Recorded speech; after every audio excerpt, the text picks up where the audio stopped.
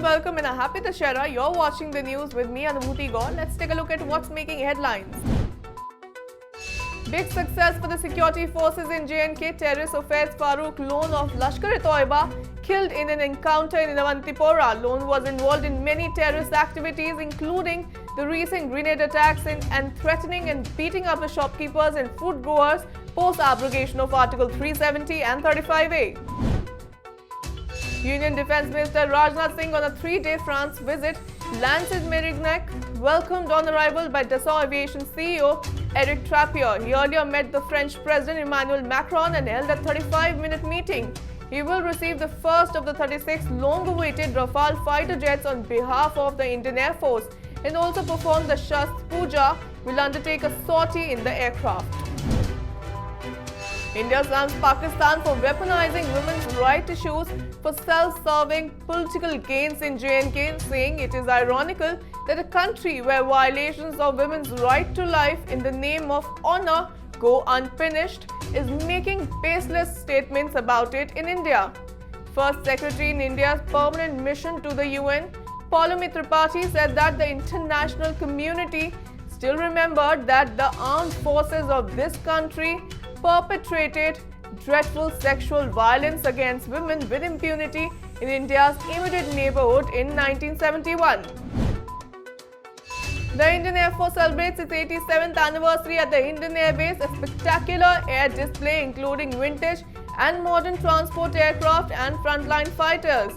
The air display commenced with flag-bearing skydivers of the famous Akash Ganga team dropping out of an AN-32 aircraft in their colorful canopies. IAF Wing Commander Abhinandan Vardhaman, who shot down the Pakistani F-16 jet, led the MiG-21 disinformation in flypast at the Indian Air Force Day celebrations. Speaking on the 87th Indian Air Force Day celebrations, Air Chief Marshal Rakesh Kumar Singh Bhadoria said that the Pulwama terror attack was a stark reminder of the constant threat from the neighbor. There has been a major shift in government's way of handling terrorist attacks.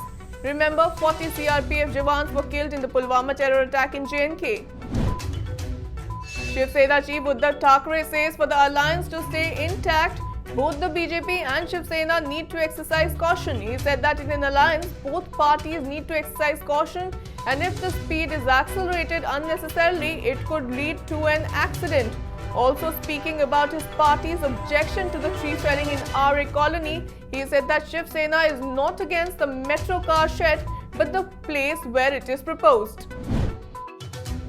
While addressing the Swam Sevaks at the annual Dussehra event in Nagpur, RSS Chief Mohan Bhagwat described lynching as a Western construct, saying it shouldn't be used to defame the country. He said that it is not that only a certain community targets people, the reverse also happens. The RSS chief then declared that society must act by remaining within the limits of the constitution, no matter what the difference of opinion be or howsoever provocative actions might have been taken in place.